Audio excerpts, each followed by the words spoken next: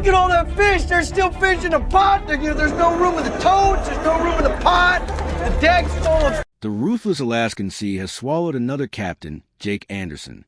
The show Deadliest Catch throws viewers into the heart of this danger, where massive waves and freezing winds batter the brave crab fishermen daily. Beneath the thrill of sea chases lies a grim story of loss, lives claimed by the merciless ocean.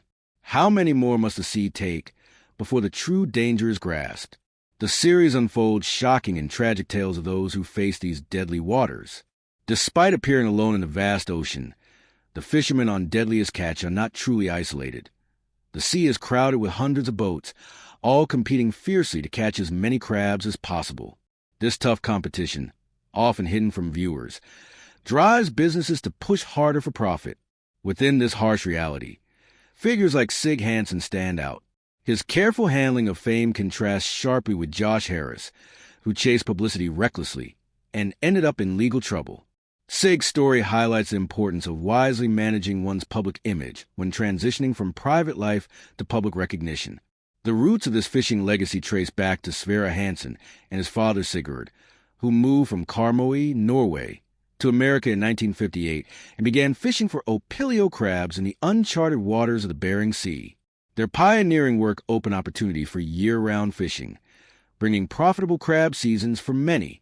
Over the years, Deadliest Catch has evolved to showcase different seasons: the regular king crab season, the rarer beardy crab season, and the most dangerous, the opilio season.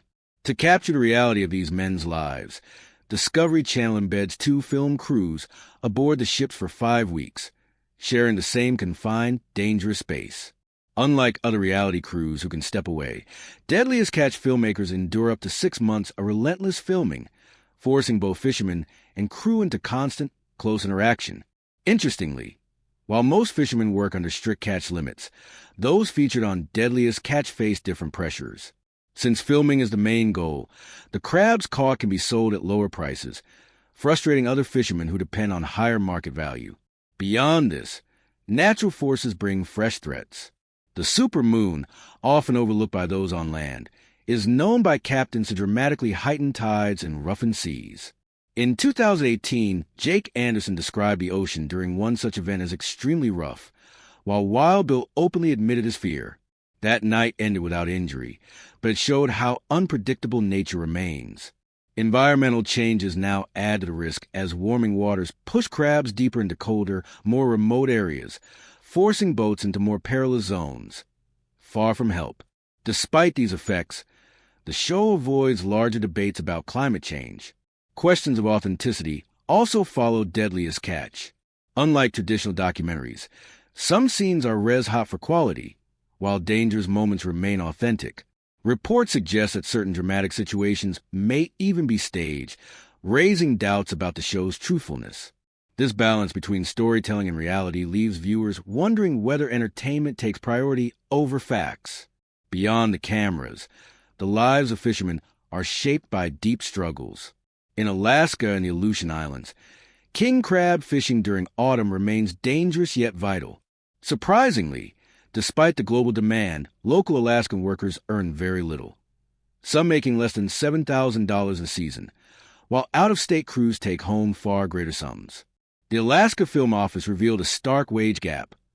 Only 8 Alaskan workers share modest earnings, while 35 non-residents collectively earned $1.3 million.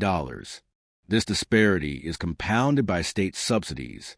In one season, the government provided $691,000 in incentives, while production expenses for food, accommodation, and shipping totaled over $500,000.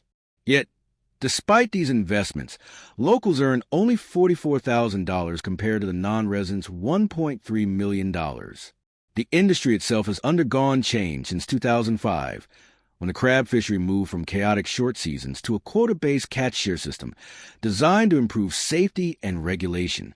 Before this, boats raced dangerously in short windows, often costing lives. Since the system's introduction, fatalities have dropped, with only 1 life lost compared to earlier years of deadly competition. Even so, the true struggle for survival and fairness persists in the dangerous, unforgiving world of the Bering Sea. The economic realities faced by local workers remain harsh despite the high-profile exposure and adventurous depiction of their jobs on international television. While Deadliest Catch draws in viewers and profits with its thrilling portrayal of crab fishing, the locals whose lives and labors fuel the series continue to endure financial hardships. This imbalance highlights a larger issue. Much of the profit generated from showcasing the rugged life of Alaskan fishermen flows outward to external stakeholders, leaving the actual fishermen with little reward. As the show broadcasts the severe conditions and daring risks of crab fishing, the economic disparities beneath the surface remain largely hidden, overshadowing the true struggles of those braving the cold winds and icy waters for meager pay. Crab fishing in Alaska is notoriously dangerous, with a death rate reported to be 80 times higher than the average job. At its worst, one fisherman was said to lose his life each week during peak seasons. Yet, improvements in safety standards are credited to industry changes. Veteran fisherman Bill Prout points to advancements, such as the ability to choose safer weather for fishing as life-saving progress. Similarly, Lance Farr, a third-generation crabber, highlights how managing sleep deprivation has improved conditions, crediting the Catch Share program for making profession safer.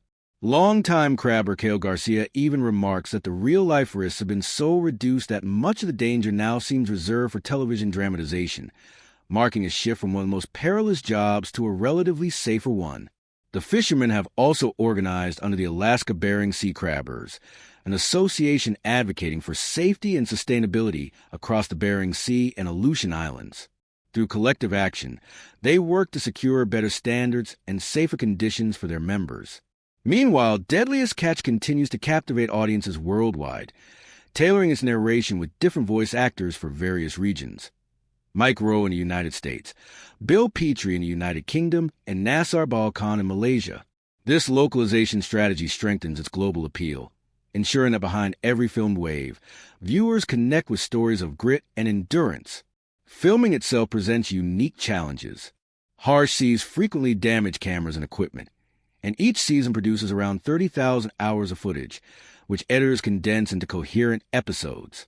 The process demands immense effort and resilience from production crews, reflecting the same toughness required of the fishermen they film. The portrayal of crab fishermen thus highlights their dual reality: fearless adventurers confronting treacherous seas while also benefiting from improved safety practices. Yet, the show relies heavily on dramatic storytelling. Producers often craft a formula of good versus evil, introducing a villain each season to heighten tension, even though all fishermen ultimately pursue the same goal: crabs. Characters are shaped and molded for narrative effect, such as Captain Keith Colburn, initially cast as a villain, and later Elliot Neese, who became Deadliest Catch's public enemy number one. The drama extended beyond the boats as well. The Hill Strand brothers, once popular figures, exited the series after a legal battle with Discovery Channel following their spin-off project Hill Stranded. What began as a promising venture ultimately unraveled into conflict, underscoring the uneasy relationship between reality and entertainment in the world of Deadliest Catch. Problems during the editing phase of Deadliest Catch led to a serious conflict when Discovery requested the Hill Strand brothers to return for additional voiceover work. The situation escalated into a $3 million lawsuit, prompting both brothers and their colleague, Captain Sig Hansen, to leave the series.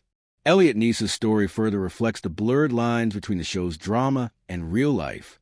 Known for his aggressive behavior, Neese contributed significant tension during his 5 seasons on the show.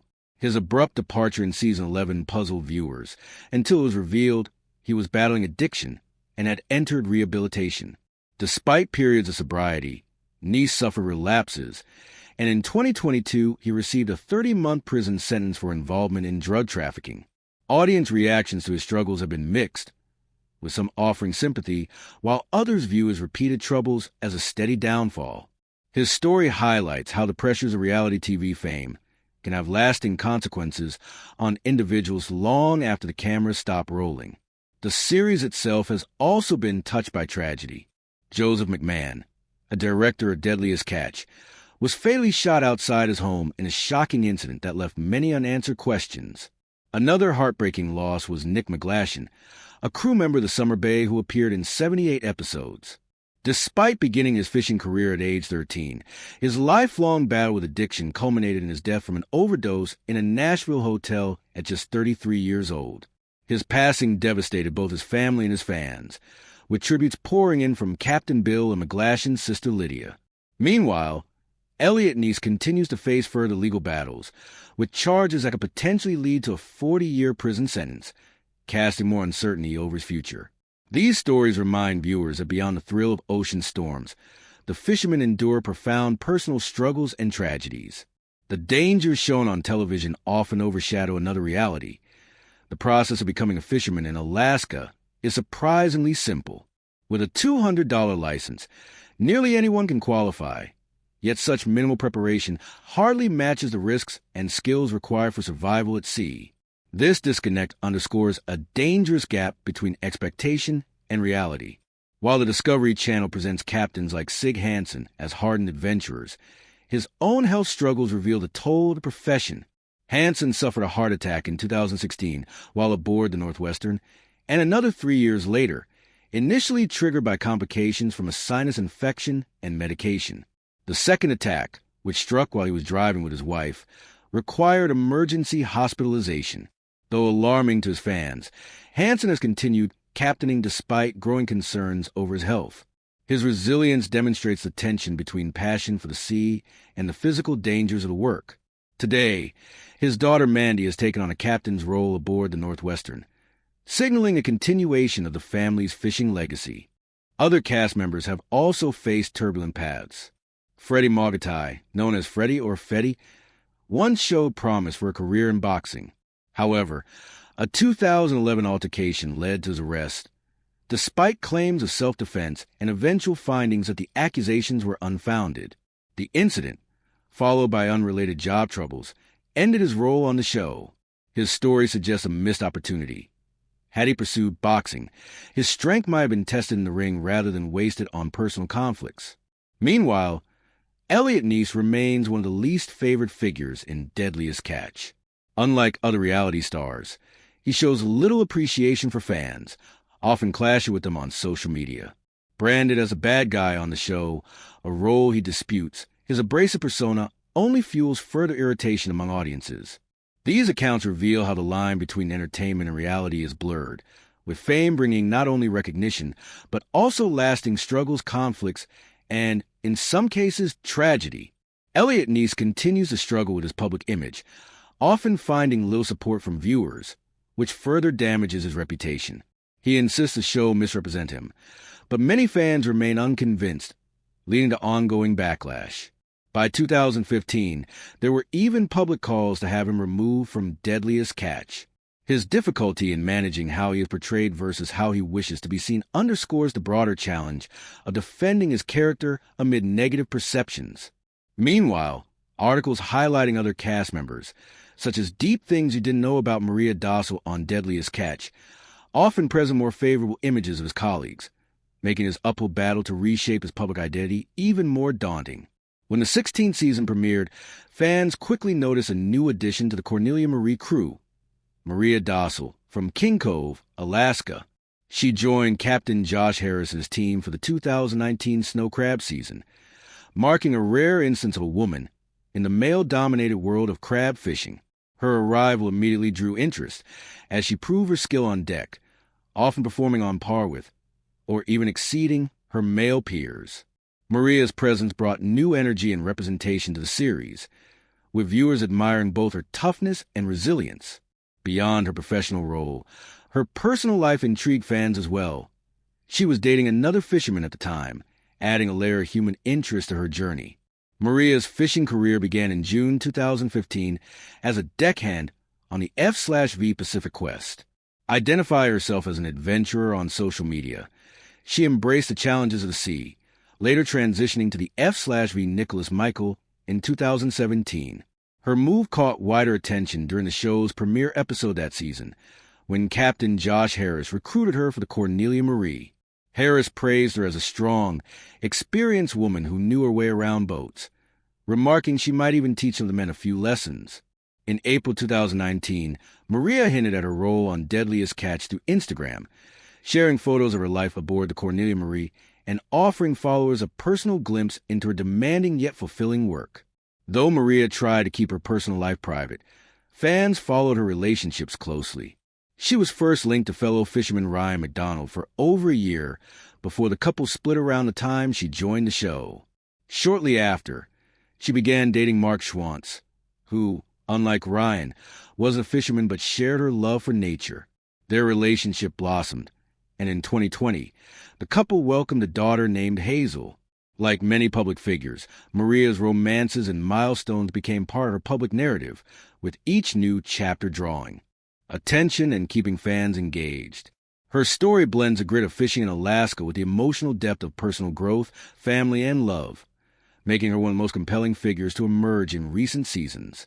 With the sea's dangers always looming and captains sometimes lost to the Alaskan waters, fans are left wondering how much of Deadliest Catch is real and how much is simply entertainment.